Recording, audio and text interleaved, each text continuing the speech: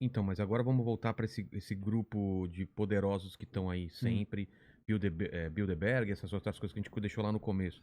Esses caras, eles estão a fim do quê? Além de imortalidade, de poder, de dinheiro, o que eles estão fazendo desde o começo dos tempos aí? Eles estão associados ao quê? Que poder Cara, eles representam? quem que você serve? É isso. Quem que você serve? Então, eles acreditam piamente, eles trabalham, né, para esse modelo, para a implementação desse modelo. Por isso que eu te falei do Para um Lucius Trust. controle. Para um controle. Eles acham que eles estão...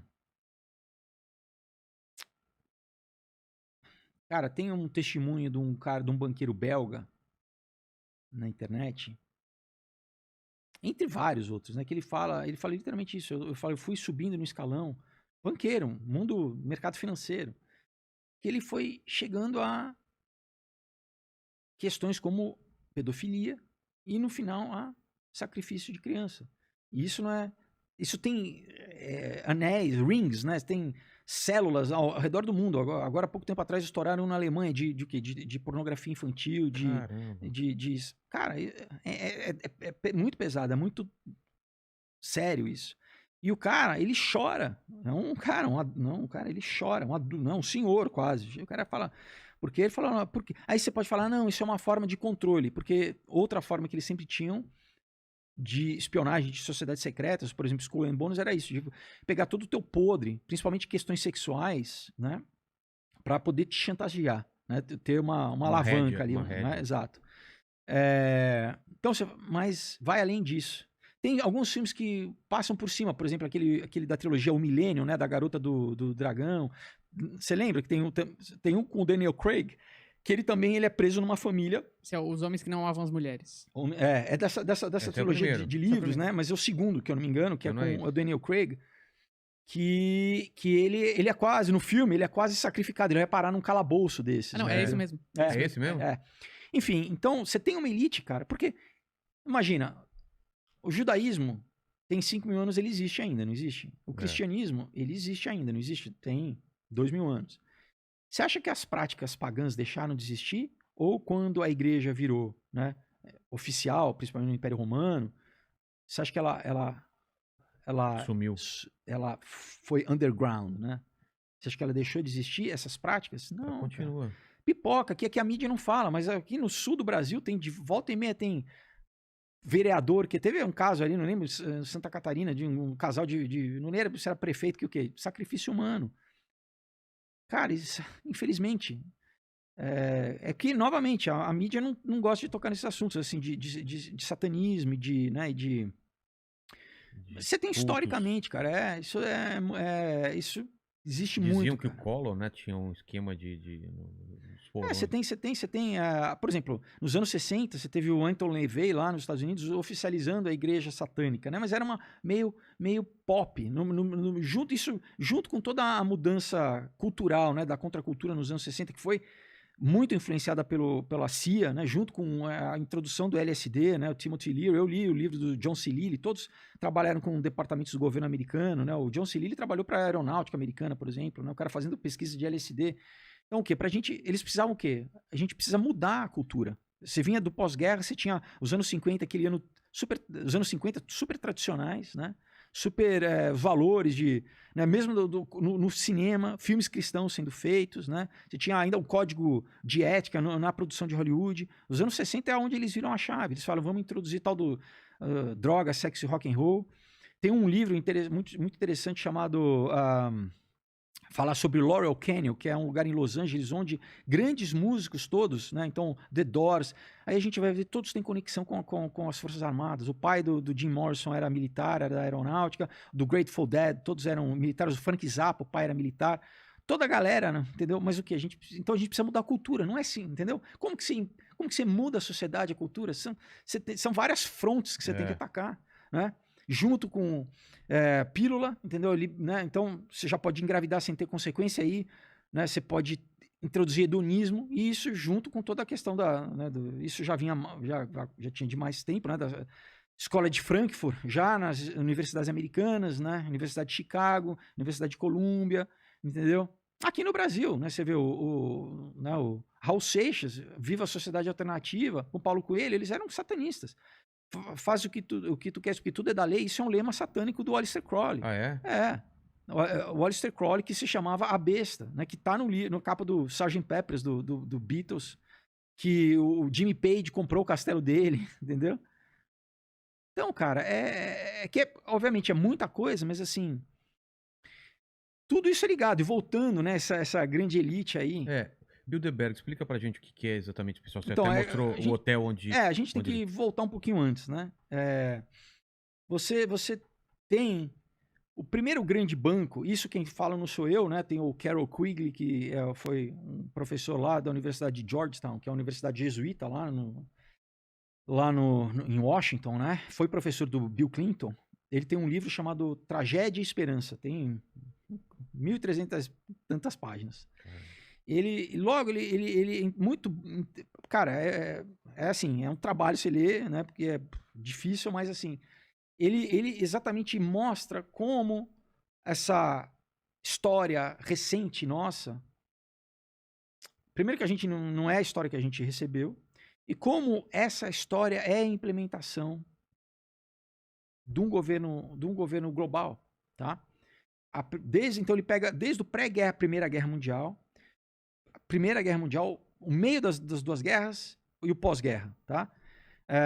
Então, ele, por exemplo, fala que o primeiro banco, sem citar, ele fala de reuniões secretas e tal, mas o primeiro banco é o banco é BIS em inglês, Bank of International Settlement, tá? Banco de acordos internacionais. Porque é o seguinte, a gente precisa criar uma nova economia. Então, a gente precisa criar, né, bancos centrais para a gente controlar a economia global. A gente precisa criar sistemas de governo globais. FMI, Banco Mundial. Como que a gente controla a economia global? De cada país, né? A gente precisa unificar. Regras gerais, né? Aí você tem, depois da Segunda Guerra também, você tem Bretton Woods, tá? Uma conferência que vamos dizer, implementa essas políticas financeiras que eles já tinham, vamos dizer, combinado, tá? Então, Bretton Woods, você tem vários países, tá? Essa reunião, então, basicamente, depois da Segunda Guerra Mundial, arrebentou tudo, vamos implementar um novo modelo. Agora, como eles estão falando agora, o Build Back Better. Então a gente criou, né, o caos, criamos todo o problema, Aí você tem o Keynes, o John Maynard Keynes, que era ligado à Sociedade Fabiana, tá? Bom a gente lembrar que os fundadores da Sociedade Fabiana eram ligados ao Golden Dawn, uma sociedade secreta, tá? Eles eram ocultistas, tá? E a Escola de Economia de Londres, a London School of Economics, foi fundada pelos socialistas fabianos, era um casal, eles deram dinheiro para fundar. Então, tem gente que, não, eu estudei na London School of Economics, nem sabe, então tá legal. Você vai na sede lá em Londres, dentro tem um brasão da Sociedade Fabiana, um vitral, que é o quê? Um lobo em pele de cordeiro, literalmente. Literalmente. É um lobo em pele de cordeiro. E daí o que é o keynesianismo? Então você tem basicamente dois modelos, né? Eu não sou economista, mas assim, você tem o modelo austríaco, né? Do Mises e tal, que é o que a gente... que vamos dizer, está mais alinhado com a livre iniciativa, com o liberalismo clássico, né, com o empreendedorismo, e tem basicamente é quase um socialismo, tá? Com essa coisa do welfare state, do keynesianismo, tá? Que, né, por exemplo, o Fernando Henrique, toda essa linha keynesiana, do quê? De deixar a população... não é comunismo, não, mas a gente vai caminhando para lá, a gente cria uma dependência da população, né? Então... Em relação ao Estado? Né? Enfim, então, assim, o Bilderberg, ele vem logo depois disso, né? Na década de 50. Que são essas coisas. Daí você tinha o Klaus Schwab, era um do cara que participava, você tinha, se eu não me engano, um príncipe holandês, eu acho que era Príncipe Andrews, você tinha... eu acho que o David Rockefeller já fazia parte. E é exatamente o quê? Para eles estabelecerem não só no mercado financeiro, mas aí também o que a gente vai começar a implementar nas corporações, no mundo corporativo, né? O que agora ficou mais claro ainda com o Fórum Econômico Mundial. O Fórum Econômico Mundial vamos dizer, é a externalização do que o Bilderberg... Porque o Bilderberg, por exemplo, não tem nem imprensa. A imprensa não pode cobrir, tá? A reunião, pode? não. Você não tem agente de imprensa cobrindo o Bilderberg. Não é aberto para... Né? Então, o Davos, lá, o Fórum Econômico Mundial, não, é aberto. Você tem, né? Você tem... As pessoas... É que ninguém vê, né? Ninguém tá aí, né? Porque os caras estão... controlam a Organização Mundial de Saúde, estão determinando política pública no mundo inteiro, né? Daí você fala, peraí, mas é o cara que eu elegi, é o meu representante, por isso que eu falo que eles estão nos conduzindo para o que é o tal do modelo tecnocrático, né? Que não é democracia, onde você tem um representante eleito pelo povo, né? Mas enfim, também antes do Bilderberg, você tem o CFR, que é o Conselho de Relações Internacionais, que vem da mesa redonda que foi criada pelo Cecil Rhodes, tá? Cecil Rhodes era um cara, um lord, né? Ainda a gente pega, né? O Império Britânico, ainda estava, vamos dizer, os últimos anos do Império Britânico, e ele era maçom também. Então, aí você chega, né? Ele criou primeiro um grupo chamado Round Table, né? Essa mesa redonda, né? Onde dentro desse grupo, ele tinha um grupo dentro do grupo que era, se não me engano, eram os eleitos, tá? Que era o nome. Então, que basicamente especula-se que de 3 a 4 pessoas, que daí você tinha um grupo mais fora, né? De novo, né? Esses anéis dentro de anéis, sim, né? E no final você chega no CFR, que daí já é aberto, mas assim, as pessoas acham que estão... Por exemplo, o cara fala, mas isso é tudo bobagem, né? Eu sou membro, sei lá, do CFR, né? Mas não sabe, literalmente, compartimentalizado a informação, e ele não sabe quem que realmente manda, né? Como, por exemplo, na própria maçonaria, os 3 primeiros graus, né? Você tem o Albert Pike, tem o livro dele, Morais e Dogmas, ele no livro ele fala assim, propositalmente a gente engana os maçons que estão na base, porque eles não é para eles saberem, eles vão sabendo conforme você vai evoluindo e vai se comprometendo, né? Todo grau tem ritual envolvido, né? Você vai se comprometendo. Então, é isso, porque por que é uma sociedade secreta? Por que é segredo, né? Por que a gente não fala, né? Porque, então, vamos pegar o caso do Skull and Bones, né? Tem um livro muito interessante do Anthony Sutton, que é um historiador também incrível, que ele traça toda essa... Desde a fundação, né? Por que eles vão pegar uma instituição de ensino? Porque a gente controla os líderes, os futuros líderes do país, além de controlar a cultura do país, tá? Ele fica bem claro ali. Então, lá na Universidade de Yale, né, nos Estados Unidos, se não me engano, 1835, né, caras que... um dos símbolos do Skull and Bones, além da caveira e dos ossos, é o número 332. Na verdade, é o capítulo... Então, o Russell, eu não lembro se era George Russell, o cara que trouxe da Alemanha esse modelo. Então, ele foi o que? Ele estudou lá na Alemanha, e ele foi, então, na verdade, ele trouxe um capítulo, ele abriu um capítulo do Illuminati nos Estados Unidos. O que é 332? Que é o código deles para esse capítulo do Illuminati nos Estados Unidos. Que significa o quê, basicamente? Que basicamente tem um outro capítulo, tem o 331, então ele é o 332, né? Mas aí eu não sei, é interno, né? Eles têm a documentação, mas enfim, então o que eles começaram a fazer? Você tem obviamente, cada ano eles pegam os caras que estão para o último ano, né? Eles falam seniors, né? Quando o cara tá para sair da universidade no último ano dele, eles escolhem 15 a cada ano, né? Eles falam tapped, eles escolhem, o cara bate no ombro e fala assim... E a princípio prestigioso, né? Você vai ter entrada, porque dali saem os líderes do país, né? Os futuros líderes, isso durante alguns séculos já. Mas tem algum presidente dos Estados Unidos que saiu disso? Vários. Tipo? O George Bush, o pai do George Bush, o George Bush Sr., o avô do George Bush, Prescott Bush. Então você tem 3 gerações de Skull and Bones, tá? Na campanha para presidencial, que era o George Bush e o John Kerry, tá? O George Bush republicano e o John Kerry democrata, os dois eram Skull and Bones. Caramba. Então, não interessa quem ganhasse, cara. Não interessa. Entendeu? Além do que de pessoas assim, nas companhias, né? Cara, posições de poder na sociedade, posições, embaixadores. No House of Cards tem uma coisa dessa, né? Em um episódio lá que... Você lembra do... Assistiu? Eu não assisti Ah, House of tá. Cards. Cara, mas isso é verdade, é só você estudar, entendeu? Então tem a lista do. Então, olha só, né? Novamente, o George Bush, antes de ser presidente, ele foi diretor da CIA, tá? Né? Depois ele foi embaixador na China. Na mesma época em que o Rockefeller, a família Rockefeller também foi Skull and Bones. Que o Rockefeller estava indo lá com o Harry Kissinger na China já, porque eles já estavam vendo aqui, a gente vai... No futuro. A gente vai, vamos dizer, controlar toda a manufatura do mundo aqui. Foi um plano, imagina, a China era um país de terceiro mundo agrário, cara. Os caras industrializaram a China. Né? O Mao Tse Tung estudou na China numa missão da Yale, tá?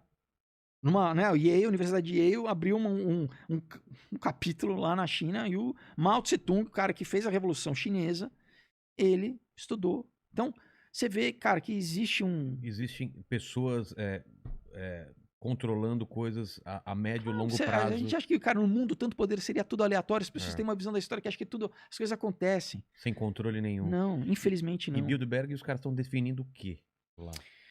É isso, cara. Os caras definem, por exemplo, assim, se um país se a gente vai permitir que abra uma usina nuclear nesse país, geopolítica, entendeu? Entendi. Se a gente derruba esse governo eleito, a gente coloca um ditador aqui. Se impõe sanções para esse tudo, país aqui. Tudo, petróleo, a gente controla petróleo, mas a gente não pode perder de vista que, novamente, não estou dizendo que todo mundo, óbvio, né?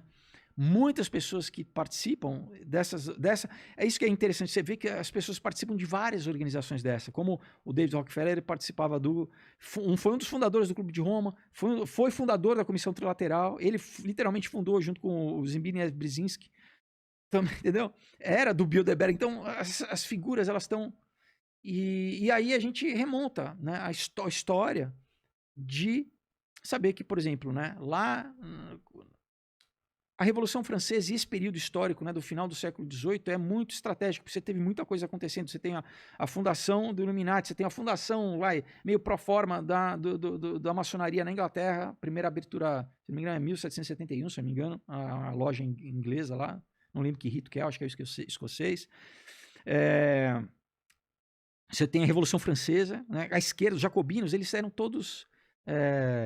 Tinha toda uma questão esotérica ali, tem toda uma questão oculta, de ocultismo. Tá? E o que eles fizeram? Eles tomaram lá nas igrejas, claro, mataram não só católico, protestante, matou todo mundo, colocou lá em Notre Dame a deusa da razão. Mudaram o calendário para mudar as datas de festa cristãs. Tá? Tudo isso era maçônico, tá? A Revolução Francesa é uma revolução maçônica.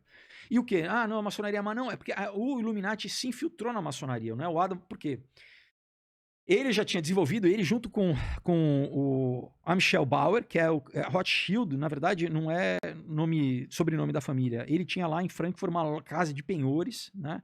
O patriarca o Amschel Bauer, na verdade o sobrenome é Bauer, ele adotou o nome Rothschild, que em alemão quer dizer escudo vermelho, que era um brasão que ele tinha na porta da loja dele, tá? Ele fez o quê? Mandou 5 filhos dele para capitais europeias para controlar a economia desses países, tá? Então, se eu não me engano, era Milão, um ficou lá na Alemanha, Milão, Inglaterra, Paris e Amsterdã, se eu não me engano. Lá, literalmente para controlar o dinheiro, a economia de cada país. Então, vamos dar um exemplo aqui. Guerra Napoleônica, né? Eles tinham um sistema de courrier, controlavam. Courrier era o quê? Não tinha e-mail na época, era cara a cavalo. Eles ficaram sabendo que a Inglaterra tinha ganho a Batalha de Waterloo antes. Eles ficaram sabendo que Napoleão tinha perdido a guerra. O que eles fizeram? Na Bolsa Inglesa, eles venderam todos os títulos que eles tinham. Porque ninguém tinha essa informação. Ninguém tinha essa informação. Todo mundo começou a vender, despencou. Eles compraram tudo. Basicamente, compraram a Inglaterra. O que a nobreza inglesa fez? Deu título de nobreza para eles, porque basicamente eles eram dono. E até hoje são Lord Rothschild, né? Caramba. Entendeu? Então, por que quiseram, por exemplo, acabar com a dinastia Romanov lá na Rússia? Por quê? Porque tentaram introduzir Pedro o Grande e falou, não, aqui a gente tem o controle da moeda, a gente, né? Eles queriam um banco central. O Fed americano, o Banco Central americano não é nacional, é privado. Toda a nota de dólar, eles ganham, eles cobram. Caramba. Entendeu? Então, cara, mas claro que é só isso? Não, tem a parte, vamos dizer, espiritual. Tudo sempre tem uma parte espiritual. Então, quem que era o outro cara junto com essa fundação do Illuminati era um cara chamado Jacob Frank, que é o fundador do franquismo, que se dizia a reencarnação de um cara que tinha vivido 100 anos antes, no século XVII, chamado Sabbatai Zev, que em 1666 se autoproclamou o Messias. Metade da população judaica, naquela época, seguiu o cara. E o cara dizia o quê? Que ele ia antecipar o juízo através do pecado. Então, em vez da gente, né, o Shabá, não, quando chega no Shabá, a gente faz orgia. E aí todo mundo quis, porque, né, pra que eu vou ter uma vida casta e, né? Não, porque se eu vou agradar a Deus pecando... Porra, por que não? Então ele, né, um monte de gente seguiu ele, basicamente metade da população judia da época, até que, só que naquela época era o Império Otomano, né, né, ele vivia na Turquia, ele chegou aí até Israel, né, mas os líderes lá de Israel não aceitaram o cara, né, como tinha se proclamado o Messias. Mas é o que aconteceu, o sultão na época disse que ou ele se convertia ao islamismo ou ele morria, né? E aí ele se converteu ao islamismo, que essa é uma prática, né? Novamente é o tal do criptoju, como durante a Inquisição vários se converteram ao catolicismo, né? Continuavam as práticas. O próprio Marx, né? Ele vem de uma família que também tinha se convertido ao cristianismo, mas na verdade não. E ele, só que daí quando ele se converteu ao islamismo, muitos seguidores dele falavam, peraí, que Messias é esse, né? O cara se converteu ao islamismo, né? Ao invés de, pelo menos, morrer com honra, né? Falando, não. E aí abandonaram ele, mas ele continuou, né, com essa prática e tal. E o Jacob Frank, ele, 100 anos depois, ele se diz exatamente a reencarnação do Sabbatai Zev. E ele também, lá em Frankfurt, na Alemanha, né? Então, a Frankfurt, eu tive a oportunidade de ir lá, inclusive fui no museu lá do Goethe, que eu falei aqui para vocês, que era também um maçom, né, Rosa Cruz. Cara, toda essa galera era envolvida com algum tipo de religião ou culto, alguma coisa. Esoterismo. Enfim, então é isso, né? Os caras, mas basicamente, de novo, né? Voltando ao Adam Weishaupt, o que ele fez? Eles foram banidos. O Illuminati foi banido na Alemanha. Por quê? Porque o sistema de Corrier tinha um cara ele fez um manifesto. O cara estava a cavalo indo para a França, foi atingido por um raio. Olha isso. Né? Que? O cara morreu. E os papéis estavam lá. E aí, na época, não tinha a Alemanha, como é hoje, né? Mas tinha, assim, os impérios, né? Você tinha a Bavária ali, que era o sul da Alemanha. Acharam os documentos e viram que o cara estava fazendo uma conspiração. O que é conspiração? É conspirar, né? A gente está combinando aqui em segredo. Isso é conspiração, né? Tem um discurso conhecido do Kennedy, né? Um pouco antes de falecer. Eu não lembro se é o discurso de posse dele. Não lembro ou se é um discurso do State of the Nation, que é todo presidente americano, uma vez por ano, no começo do ano, ele faz um discurso do Estado da Nação. Eu não lembro que discurso que é, mas assim, esse discurso ele fala, nós somos contra as sociedades secretas, contra as pessoas que conspiram, porque historicamente, cara, isso não é de agora, isso é coisa de agora. Não, cara, tem livro sobre Illuminati contemporâneo à fundação do Illuminati. Tem livro do século XVIII, do século XIX, falando sobre isso, né? Então, aí que eles baniram, daí que eles foram, de novo, foram underground, né? Foram, né? Se esconderam e o quê? Margem. Principalmente na maçonaria, que já era um grupo que já estava basicamente, já tinha estava consolidado. Exato, tinha uma capilaridade, vamos dizer assim, ramificações. Né? Ramificações, pessoas influentes, né? Muitas pessoas da nobreza, entendeu? E é isso, cara, não tem... É Lucifério, cara, os caras adoram, é isso, eles acreditam que o Deus do mundo... No final das coisas é Lúcifer. É isso, cara, mesmo que eles não saibam ou que tem outro nome. Tem vários que sabem. Mas é que é isso, que pra eles... Mas quem adoraria Lúcifer sabendo que é Lúcifer? Não, porque pra eles Lúcifer é bom. Porque eu te falando, é o paradigma da gnose, que Deus é mau, Deus aprisiona o homem, Lúcifer dá prazer, liberta, você tem autonomia, você faz o que você quer. Né? Marquês de Sade, né? A palavra sadismo vem do Marquês de Sade. Marquês de Sade, né? Que era um psicopata, não tem outra palavra. Né? O cara tem, inclusive, questões de canibalismo. Né? Caramba. Ele falou, eu não quero que haja Deus. Eu não quero que haja. O cara sabe, ele fala, não, eu escolhi não servir a esse princípio. Família, filho, não, eu quero emburacar. Eu quero emburacar. Tem pessoas que estão presas nisso, né? Estão viciadas, a pessoa não consegue sair, mas ela não tá presa ali. Agora tem pessoas que voluntariamente, porque essa coisa do poder, da sensação do poder.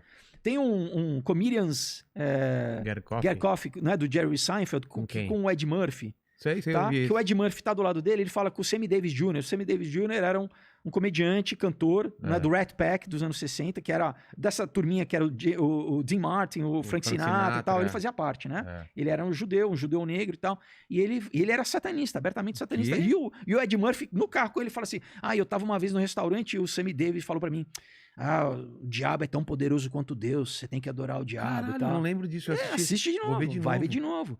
Cara, Mesmo? isso entrou na... Por quê? Porque é isso, cara. O que você quer? Você quer prazer? Eu te dou prazer, cara. Você quer o que você quiser, cara. Você só me adora. Como ele tentou Jesus. Qualquer que você quiser. E muitas pessoas acabam fazendo isso. O diabo não apareceu literalmente e falou, mas a pessoa tá fazendo essa troca, cara. Quando, né, o político, ele sabe que, cara, eu pego ou eu vou fazer essa escola, né, ou vou fazer mais, ou vou fazer esse hospital, dinheiro ou vou fazer esse hospital, da saúde. ou eu vou desviar e que eu vou ganhar, sei lá, eu quero ter uma lancha, eu sempre quis ter uma lancha. O que é que você tá fazendo? Fazendo uma escolha, né? É isso, tá matando as pessoas de uma forma isso, indireta. cara. E a Bíblia diz assim, um abismo chama outro abismo, cara. E é isso, você vai sendo enroscado, né? E a Bíblia mesmo fala que o diabo é o Deus desse mundo, né? Ele é o Deus desse mundo. Então, e nós não somos, quer dizer, quem crê em Deus, em Jesus, optou por não crer nesse sistema, não tá mais nesse sistema. A gente pode estar momentaneamente ainda, né? Enquanto você está presente aqui, você está nesse sistema, mas você é um embaixador do reino. Você já não, né? Você não pertence mais a esse sistema, entendeu? Então, é a tal né, das analogias de luz nas trevas, né? Então, você já não está, inclusive espiritualmente, debaixo você pode ser atacado, né? Falam dardos, mas assim, a influência direta não, é do Espírito Santo. Né? O Espírito Santo que você tem um canal. Agora, quem não tá...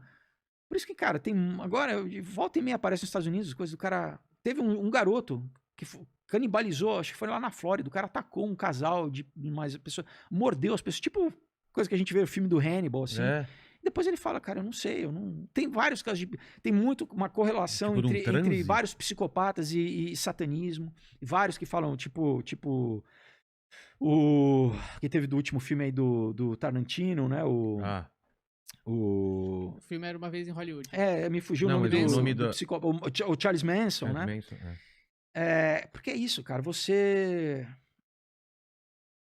É isso, cara, você não... Né, o que o Nietzsche falava da questão do, né, além do bem e do mal, além da moralidade, né?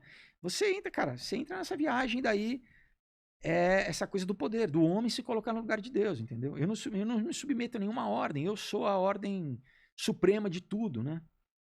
Eu, um ser falho, né? Um ser que, né? Se eu não tomar banho, um dia eu começo a feder, né? Que tenho dor de barriga. Tem que limpar a bunda, porque senão fica merda na bunda. Eu virei eu sei de tudo, né? O Mandíbula é meio assim.